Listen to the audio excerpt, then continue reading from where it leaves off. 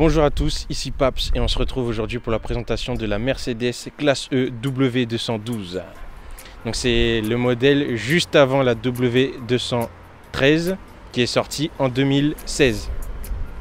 Alors sur celle-ci, il s'agit de la phase 1. On le reconnaît grâce à la calandre qui est large, bien bombée, comparativement à la phase 2 où la calandre ressemble beaucoup à celle qui sera du coup sur les nouvelles Mercedes classe E. Sur celle-ci, on est sur la finition avant-garde, donc ça veut dire on est un peu dans le haut de gamme de la Mercedes classe E, avec les phares Big Xenon, et c'est surtout à l'intérieur qu'il y a pas mal de finitions. Donc là, ce qu'on voit sur la calandre, c'est qu'on a du coup des LED ici vers le bas. On a une séparation en deux qui est un peu plus verticale, ce qui fait cette verticalité en fait elle marque une différence avec la version précédente. Vous avez le logo Mercedes qui trône fièrement un peu à la façon de Rolls-Royce. Et ensuite sur celle-ci vous avez pas mal de petits ajouts et d'inserts de design, notamment sur les jantes. On a le petit badge AMG ou sur les tapis de sol de la voiture. Donc là on se retrouve sur le quart avant, un peu le profil de la voiture.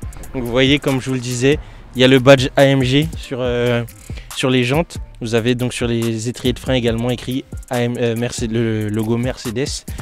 Ensuite sur le disque, vous voyez, ils sont ventilés percés pour un meilleur freinage sur la voiture. Donc là on se retrouve sur la partie arrière de la voiture avec, comme vous voyez, la plaque Paps Auto, à ne pas oublier.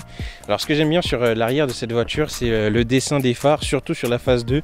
Ça fait plein de mini traits. Ce qui est bien du coup avec cette version de la classe E, c'est qu'elle se différencie correctement de la classe C comparativement à celle d'après, où c'est difficile des fois de différencier la classe C de la classe E et de la classe S. Là il y a vraiment une différence qui est faite au niveau des phares, qui sont beaucoup moins rondouillards que ce qui était sur la précédente version, et c'est même un peu mieux, et surtout après avec la version E63 qui est beaucoup plus belle. Donc là, comme vous voyez, il y a deux sorties d'échappement, avec deux vraies sorties d'échappement, pas comme sur ce que fait Mercedes sur certains de ses nouveaux modèles, et d'ailleurs c'est ce qui lui vaut pas mal de trolls. Donc là on se retrouve à l'intérieur de la voiture. Franchement elle est super bien équipée. Là on est sur la finition avant-garde, donc un peu le haut de gamme sur cette version. Vous avez plein d'ajouts qui sont faits, notamment les sièges chauffants qui sont vraiment agréables. Vous avez également aussi le pack d'ambiance, le pack de lumière d'ambiance lumineuse. Lumière d'ambiance lumineuse. Vous avez également le pack avec l'éclairage d'ambiance qui se faisait déjà à l'époque.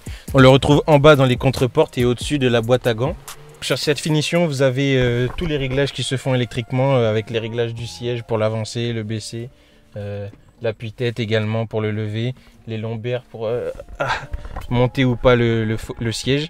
Ensuite là on est sur un modèle en boîte automatique, et donc ce qui m'avait surpris la première fois que je suis monté dedans, c'est qu'en fait vous réglez le mode de conduite, donc P, drive, etc. sur le commodo. Vous avez sur ce modèle-ci les palettes au volant pour passer les vitesses. Ensuite à l'intérieur vous avez donc toute l'instrumentalisation multimédia avec le téléphone, les commandes vocales, la radio, le Bluetooth, etc. Vous avez ensuite en bas pareil pour les réglages de la climatisation et du chauffage en bizone avec l'affichage numérique. Sur les compteurs, vous avez donc des compteurs qui sont analogiques, et au centre un petit écran qui vous donne les indications sur la vitesse, la température extérieure, le mode de conduite, etc.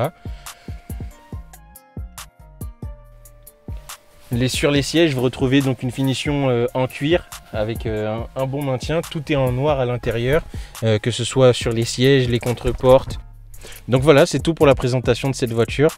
On se retrouve un autre jour pour une autre vidéo. D'ici là, gardez la pêche. Paps.